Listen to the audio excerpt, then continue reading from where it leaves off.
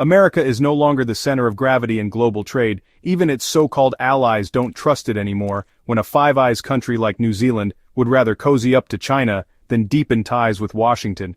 You know, the old order is breaking down. Christopher Luxon, New Zealand's Prime Minister, just wrapped up a visit to China where he stood next to Xi Jinping and talked about mutual prosperity, open dialogue, and get this, how China could play a key role in solving the Ukraine war.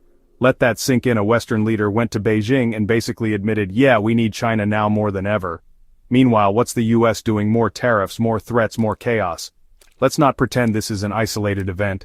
Luxon's trip isn't about diplomacy for diplomacy's sake, it's about survival. New Zealand sends over 20% of its exports to China. We're talking dairy, meat, wine, tourism, you name it. The Chinese market is vital to New Zealand's economy. And unlike the US, China doesn't wake up every 4 years and flip its entire trade policy on its head with China. What you see is what you get: long-term planning, stable leadership, no Twitter diplomacy at 2 a.m. The US one day, it wants to build semiconductor factories in your country. The next, it's slapping 100% tariffs because some lobbyists felt left out. American policy isn't policy. It's a reality show starring whoever's loudest that week. And here's the awkward truth: the US is starting to look a lot like India. Hear me out.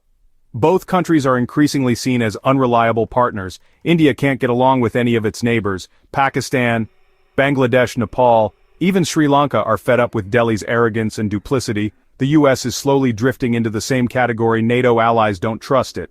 Latin America's leaning left again. Ion nations prefer neutrality over US alignment.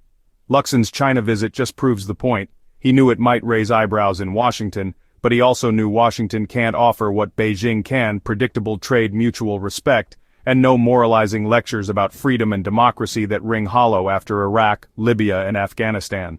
Let's also talk about tourism. New Zealand just made it easier for Chinese tourists to get visas, not Americans, not Australians, Chinese, because Chinese visitors spend money, travel respectfully, and come in droves. And New Zealand isn't dumb. They know where their bread is buttered. Even the so-called controversy over New Zealand cutting aid to the Cook Islands due to China's growing ties, it wasn't about values. It was about leverage. The Cook Islands saw who really brings development, who actually builds roads, ports, hospitals, and it's not the US with its IMF loans and political strings. This is what the post-American world looks like. Western countries still say the right things to keep Washington happy, but when it comes to deals that actually matter, trade, investment, tourism, they turn to China, because China doesn't flip-flop every election cycle. It doesn't treat allies like employees. It doesn't send its diplomats around the world threatening sanctions like door-to-door salesmen of fear. And now countries like New Zealand are setting the tone. Be friendly with everyone, but build with China. If you enjoyed this video, then please like, comment, and subscribe. Thanks for watching.